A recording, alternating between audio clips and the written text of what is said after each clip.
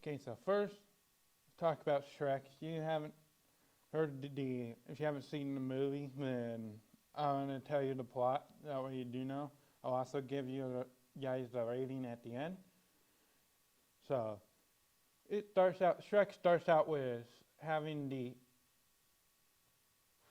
character, the ogre, I should say, go into the swamp.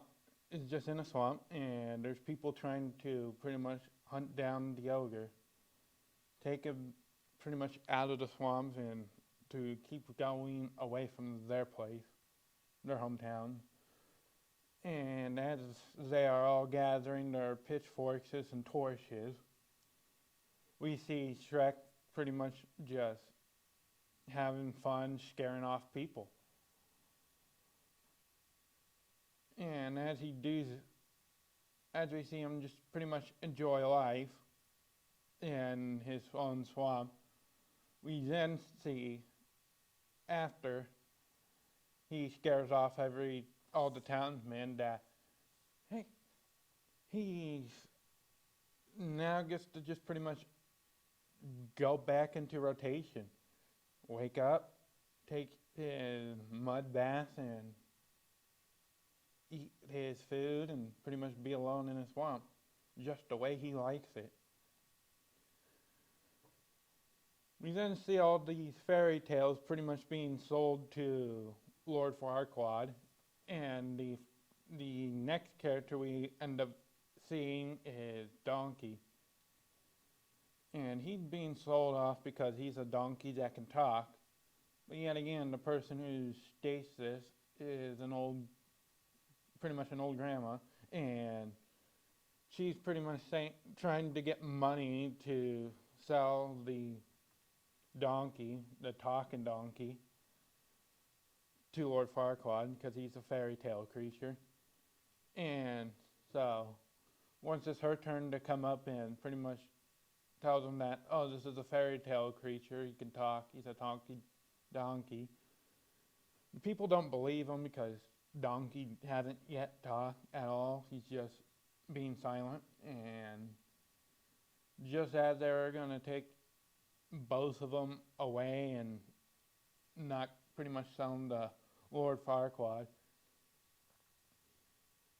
a pixie decided to, well, the lantern drops and then the pixie dust just went on to Donkey, and Donkey all of a sudden talks, saying how they might have never heard of a donkey. They might have heard of the donkey talk. They might have never heard a donkey talk, but they had never seen a flying talking donkey. As then we see him pretty much escape the place and run into the ogre, who is just telling him to go away, don't follow him. And Donkey, being Donkey, he's just following him, trying to keep talking to him, as Shrek is yet again trying to ignore him and take him out of his place and not follow him. So then we see this not working out as Donkey keeps following him, and he's just pretty much invading Shrek's privacy. So then when Shrek kicked him out of the house, Donkey decides, well, he's just going to hang right by the door. And as soon as nighttime comes around, Donkey is not the only fairy tale Shrek needs to worry about, as all the fairy tale creatures have been moved to Shrek's swamp. And now Shrek is pretty much worrying about, he now lost pretty much his whole entire privacy of his swamp to a bunch of fairy tale creatures who are pretty much partying and doing their own thing. And so Shrek needs to get to the bottom of this to figure out where they all came from and why are they all there. Only to find out that Lord Farquaad is the one who brought them all there to pretty much keep them there. And Shrek pretty much now wants to go find Lord Farquaad and pretty much bring him back.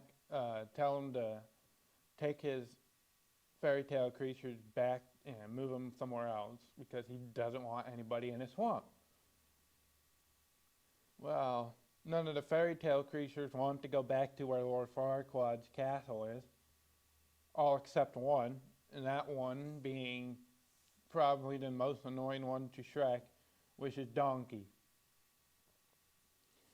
And so then now Donkey's just tagging along with Shrek, and they start going towards Lord Farquaad to get his swamp back. Then we transition to Lord Farquaad's place, which is, he's saying pretty much that he's looking for a princess, that way he can be king, ruler of a place, and the mirror has decided to give him 3 options, and he happened to choose Fiona. However, it's guarded by a castle and a dragon that's pretty good at keeping the people either at bay or just keeping the princess from even getting out of the castle. So Lord Farquaad, not wanting to go through the trouble of going to rescue the princess, he decides, well, he's going to have all his guards and knights fight to go see who's worthy enough to go fetch the princess for him. And that's where we see Shrek come in. And now he's saying that whoever can stop the ogre will be able to go and pretty much be able to get the princess and come back and pretty much be good. Have like a good deal. And so Shrek, wanting to just pretty much get his swamp back, he's willing to take down all the night guards. As he's doing so, he ends up winning, and now Lord Farquaad's like, okay, if you can retrieve me Princess Fiona, then you can have your swamp back, and he'll take all the fairy tale creatures out of his way. And so Shrek, wanting nothing but his swamp back, he decides to take this deal and decides to go and pretty much start his journey on rescuing the princess. We then see Shrek and Donkey pretty much have a little talk as they're slowly getting along with each other, as well as they're advancing to the castle. And so Shrek's only thing is to go get the princess and bring her back to Lord Farquaad, have his swamp, and Donkey's just tagging along to have a friend and also just to pretty much tag along. So as they get to the castle, we see that the dragon is indeed pretty much like stopped every single person who tried to get the princess. And so they're like, okay, we need to figure out where the dragon is and pretty much stop it, or we just need to watch out for the dragon. So they decided to do the best idea, which is split up. And as they split up, we see them pretty much be like, oh, we get the princess and then we get out. That's it. We avoid the dragon. However, Donkey, being the unfortunate one, he ends up running into the dragon. Now, the dragon, being what it does, it decides to try to eat the donkey and pretty much keep him from going anywhere else.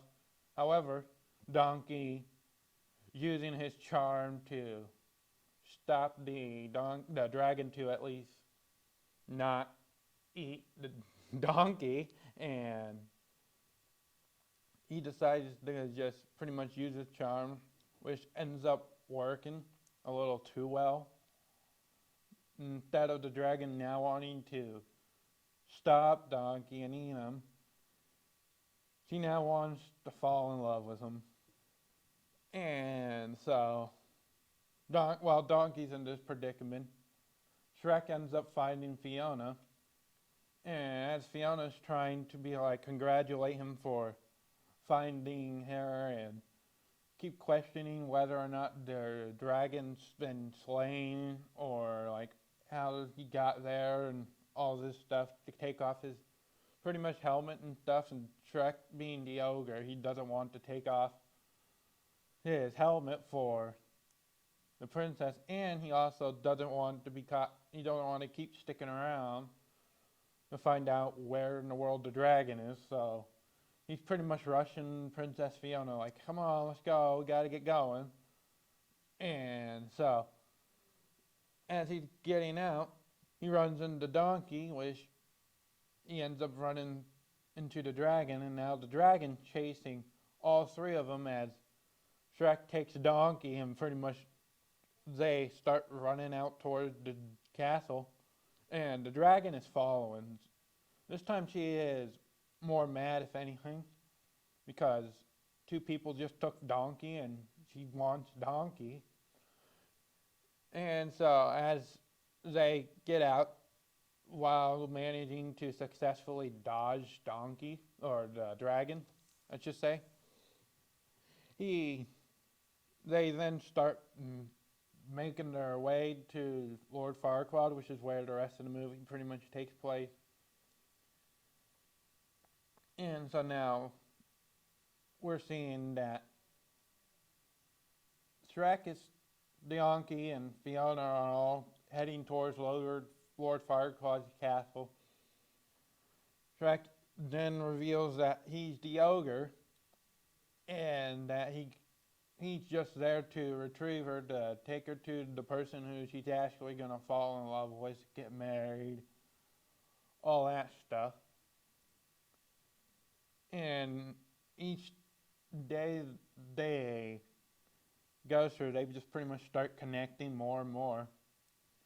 And every single night, Princess Fiona has a curse, which he doesn't want both Donkey or Shrek knowing, so she always has to either go into a cave or go into like a shelter or something that's closed off from the two.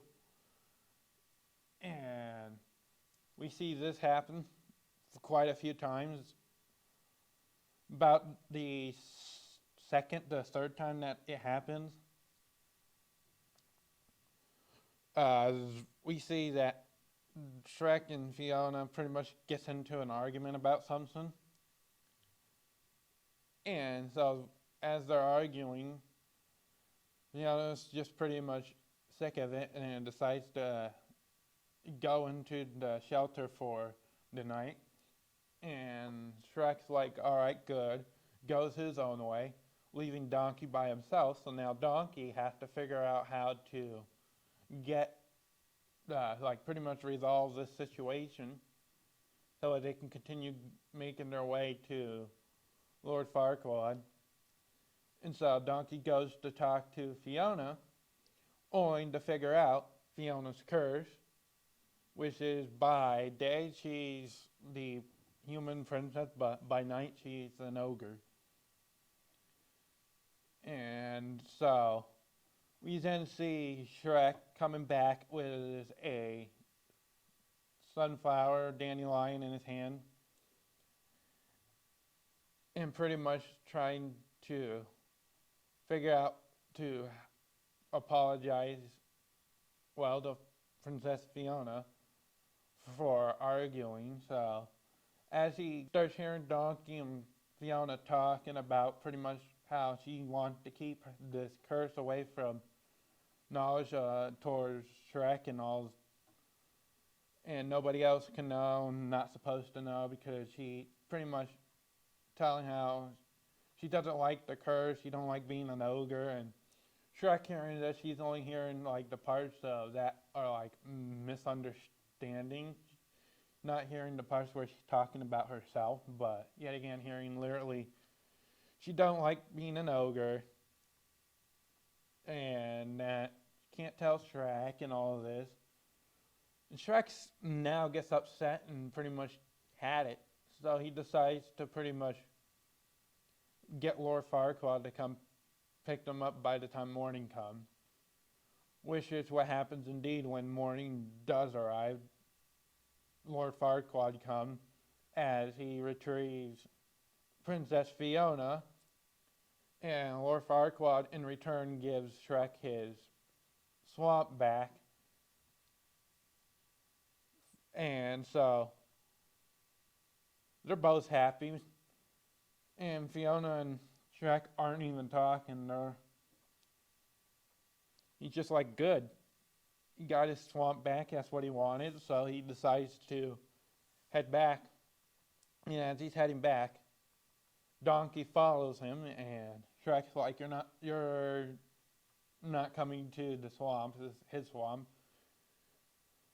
And Donkey pretty much says that, well, he did at least he helped, so he gets at least half of the swamp, and Shrek, not wanting to have half of the swamp be Donkey's, he decided to be like, what do you mean your swamp? And he's like, well, I helped save the princess from the castle by keeping the dragon at bay and stuff. And so Shrek's just like arguing, telling Donkey that he needs to get out, and Donkey's like, what's your deal, man? Because he's just all of a sudden being this rude person who didn't want it, like, just all of a sudden just became rude, don't want nothing to do with anybody, and just want to be back at his swamp. Although he specifically seen, like, him get very close with Fiona. And so, once he's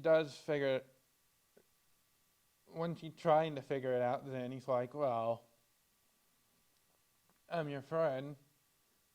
This is what friends are pretty much for, to pretty much forgive each other. And Shrek's just annoyed, goes inside of his bathroom, ignoring Donkey, as he pretty much tells Donkey that he's only acting like he's acting because he heard what Fiona was talking with Donkey, and Donkey, putting two and two together, decides to finally figure it out that, oh, he's mad because he's misunderstood, and is now like, alright, you're mad because you're misunderstood that she was not talking about Shrek, but she was talking about herself. As Donkey pretty much re-explains everything that Fiona explained to him. And Shrek then ends up listening to what Donkey has to say.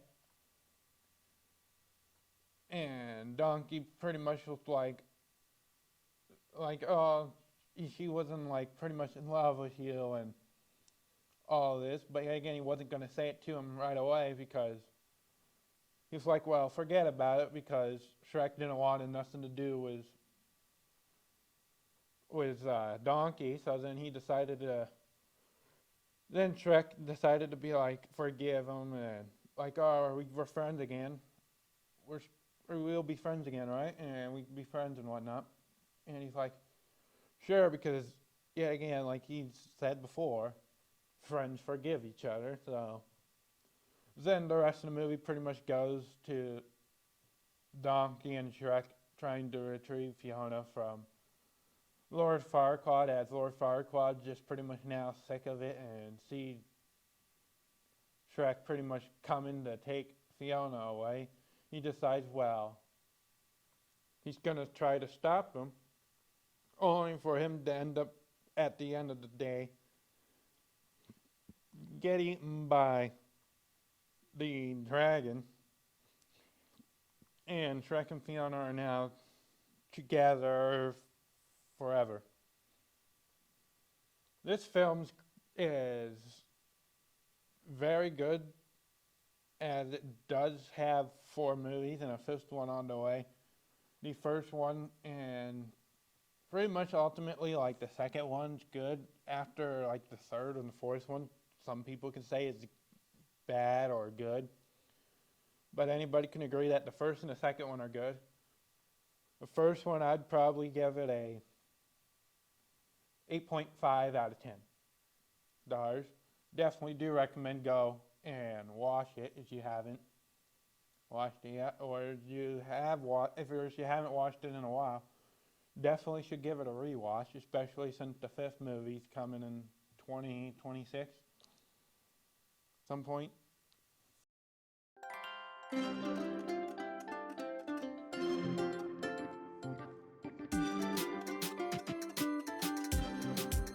Up next, I'll be talking about the Mandela effects.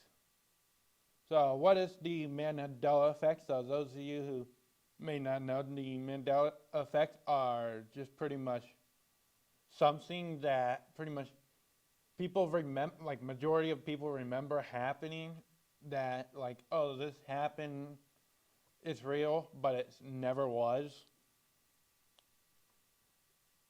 And a good example for this would be the Bear-Stein Bears, where most people remember it being spelt with an E instead of an A, but in reality it's always been spelt with an A. And so more like good ones would be the fact that the Monopoly Man. So the Mandela effect of the Monopoly Man is that he used to have, like, he has a monocle, which ends up not being true at all. Mr. Monopoly never had a monocle, yet very many people remember Mr. Monopoly having a monocle. A similar one, sort of like to that one, would be Curious George having a tail, which he never had a tail. But yet again, there's some people who did. There's like a bunch of people who did thought that Curious George had a tail, never did. Speaking of tails, we could talk about Pokemon's Pikachu's tail, where most people thought he had a black tip at the top of his tail, when really it's just he had like a brown starting point at the bottom of his tail. And so those are some of the Mandela effect, as well as there's some other ones, like the Kit Kat has a hyphen, which it never did. And that's just like pretty much something to look closely at with the packaging, that it never had a hyphen, but yet again there's very many Pacific people who saw it. And then one day I personally thought that was what many other people agree with, was when Tinkerbell would, like at the beginning of every intro of Disney's older movies, you see like her coming to write it all out, and then she would always dot the I. Never did that. She never like written out the Disney logo and dotted the I. But yet again, there's like very many Pacific people who remember Tinkerbell pretty much dotting the I.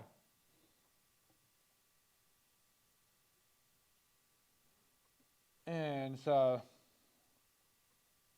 I myself had to also, when figuring out that this was a Mandela effect and it never was real, I decided to try to go back, try to figure out, well, I've definitely remembered seeing it, but then yet again, it's like, can't find it anywhere, so I'm like, must have not been actually there, but vividly remember it, so.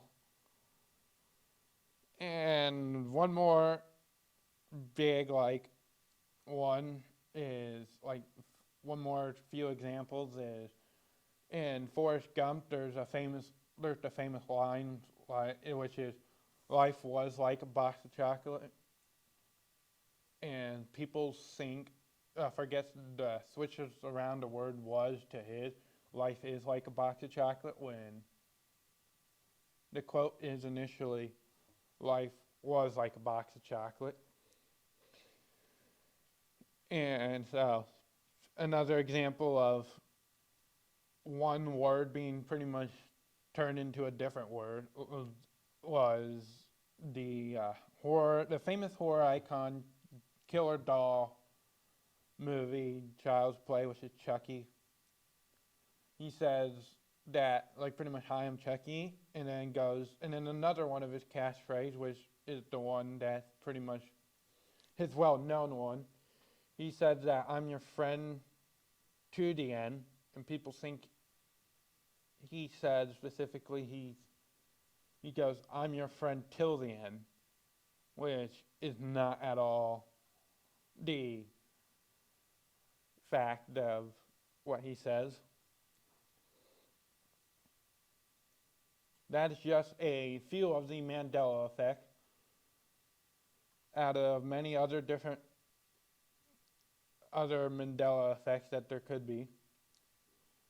Kind of interesting because it's like a lot of people remember it specifically and it's actually never been there, so it's interesting to see how many people agreed that there's this that actually happened that never actually ever happened, but very many people vividly remember it.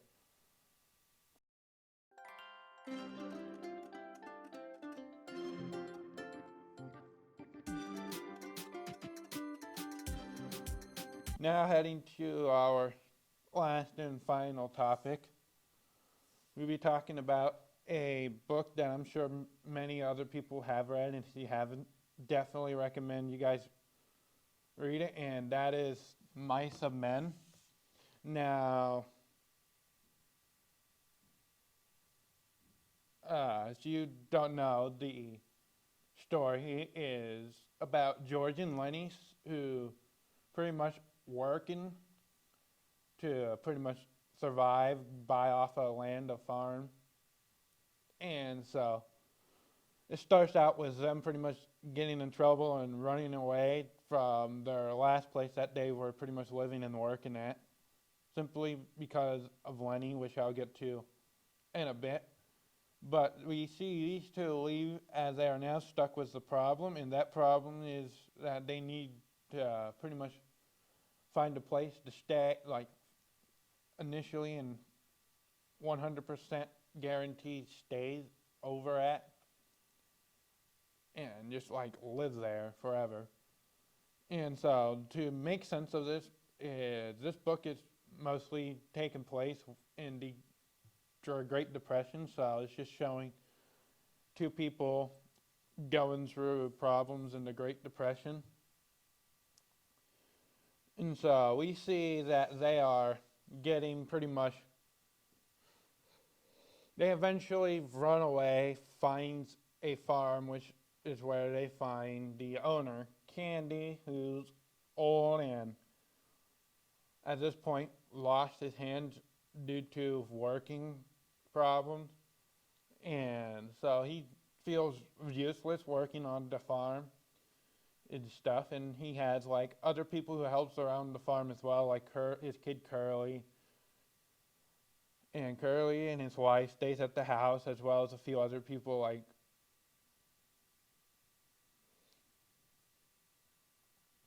Creed and like Slim and his dog and Candy's dog, and so they're all just pretty much living at the farm, getting the work that they need done, just living happily. And George and Lenny, wanting, just approaches them and starts telling them that, oh, they want a place to live or whatnot. And Candy, like I said earlier, feels useless working at the farm because he's missing an arm and he's getting older. And so he decides well, if you can work on this farm to pay off the money to pay off, the farm, to buy the farm off of them, that way they can live there. And so George and now George and Lenny are joining the rest of the group with the farm.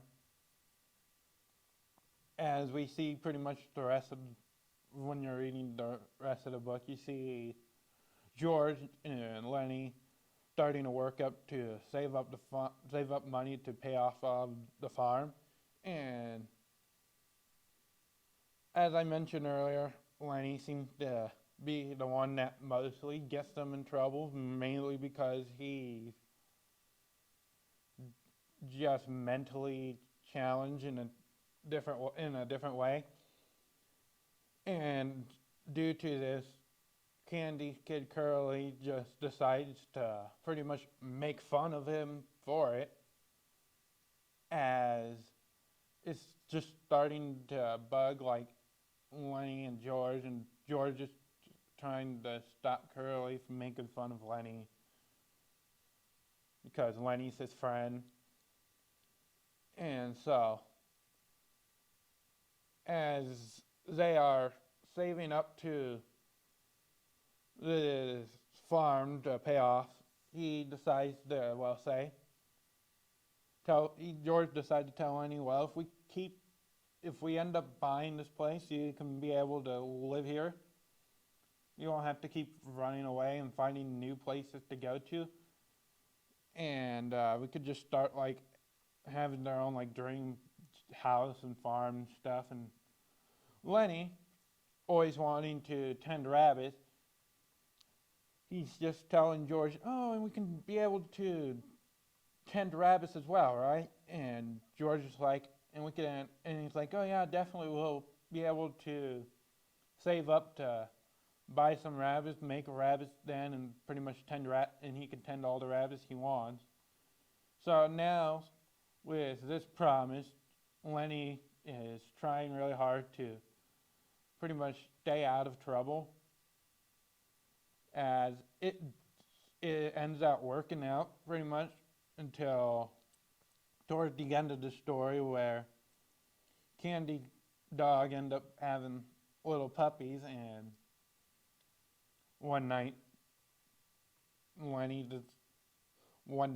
decides to pretty much play with the puppy, pet him, like mess around, and we see that, well, Lenny is described as a typical like big, strong, muscular man, but yet again he doesn't know like how to control all of his strengths at once.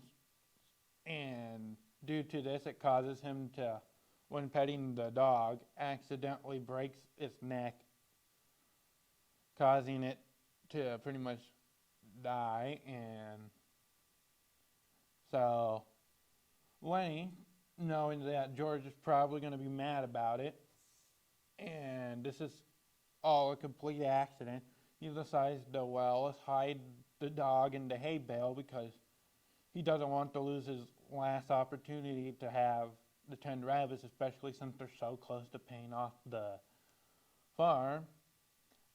And as right after Lenny finished hiding the dog, all of a sudden comes in Curly's pretty much unhappy wife, and pretty much now trying to flirt with Lenny. And Lenny's just trying to keep her away from him in the hay. He eventually ends up also having the same demise as the dog did. And so Lenny then, after doing it again on accident, he gets very scared that he goes out of the barn, and right as soon as everybody else just pretty much figures out that Curly's wife is pretty much missing, they figure out where she is in the barn, and seeing what ended up happening. And now Lenny is terrified because he knows everybody's now angry, including George. So he decides to do the best thing that he can do, or at least that's what he thinks he can do, which is run away. And so Lenny starts running out into the forest, and Curly's now angry. Curly now, instead of messing around with Lenny, wants to pretty much shoot him. So George, being Lenny's friend, wants to try to like de, decline the pretty much de-stress the situation that went down. Have Lenny explain what happened, because he's pretty sure it was an accident, which it was. And so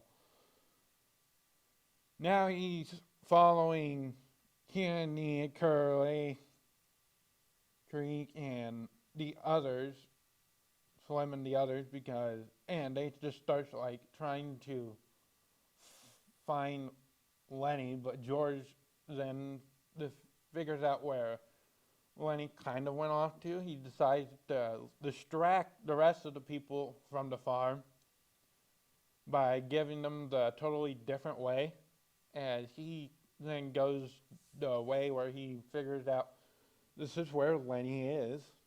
And indeed, he seems to be right, as he does end up eventually finding Lenny.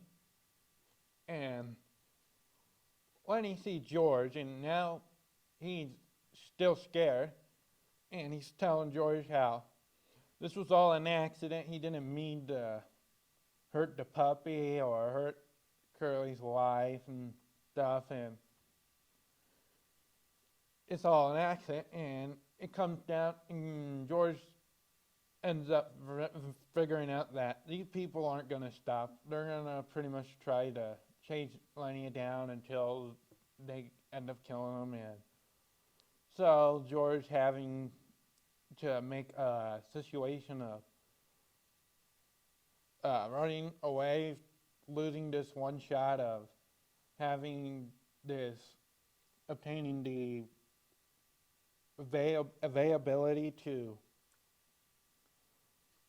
own the farm, to pay it off, that way they can live there, or pretty much like to help Lenny out by running away or whatnot.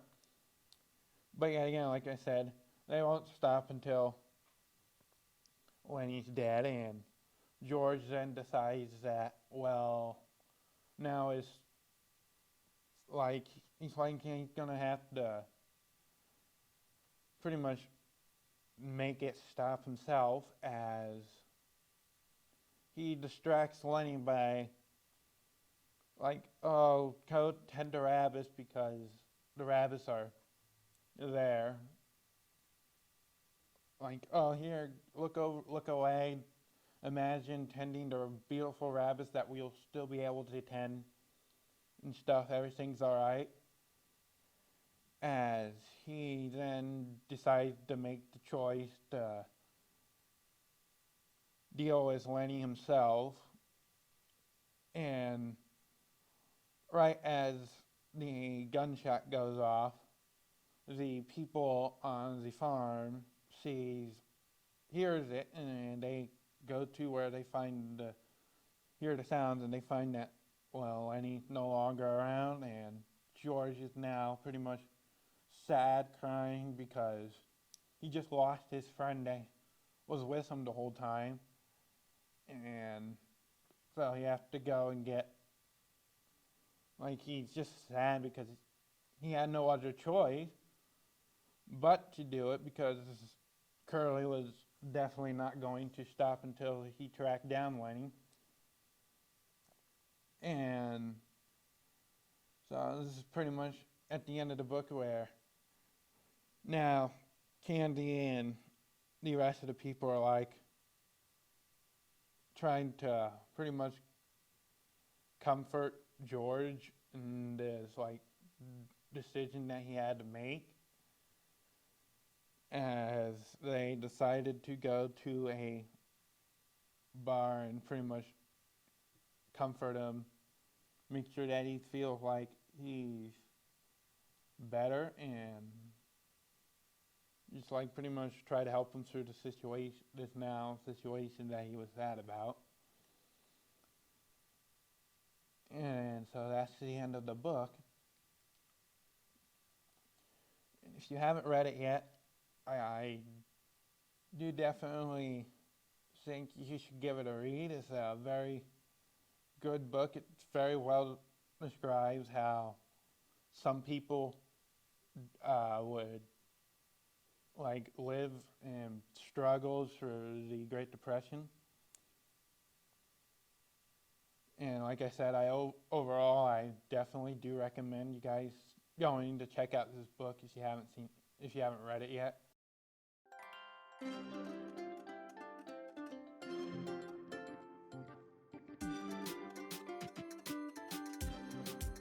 That's all the time that I have for today, Media Talkers. Don't forget to subscribe. Make sure you leave a like down below if you liked the video and this episode, and comment down below which other like Mandela effect that you found interesting, or you also believe that was real, that wasn't really there. Also, tell me what's your favorite part of this, and so with that, tune in on any of the other social medias in the description below. Twitter, Facebook, Instagram, as I will by the end of the week just have you guys know exactly like what the next episode will give you a hint to the next episode of what it could be. And with that, I am your host, Seth. And I'll see you all Media Talkers in the next one. Woo.